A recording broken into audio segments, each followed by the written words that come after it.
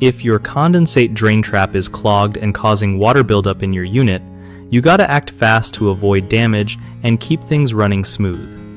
So first, turn off your HVAC system to avoid any electrical mishaps. Grab a wet-dry vacuum if you have one, and try sucking out the clog from the drain line. If that doesn't work, use a flexible brush or pipe cleaner to gently clear the trap.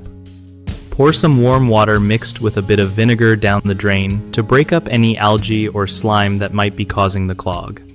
Make it a habit to check and clean your drain trap every few months, because stuff builds up faster than you think. Also, keep an eye on the condensate pan for any standing water or leaks. If you notice persistent clogging, you might want to call a pro before things get worse. Trust me, ignoring this can lead to nasty water damage or even mold problems that are way more expensive to fix.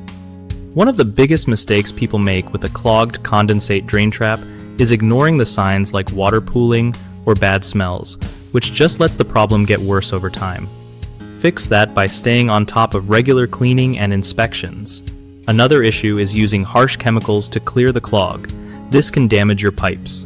Instead, stick to mild solutions like vinegar and warm water.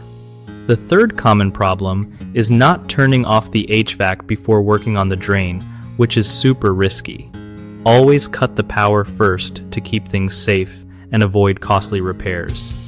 BigHomeProjects.com helps homeowners find trusted local contractors who know how to handle stuff like clogged condensate drain traps and other home repairs. It also helps contractors connect with people needing their services so everyone gets the job done right without stress.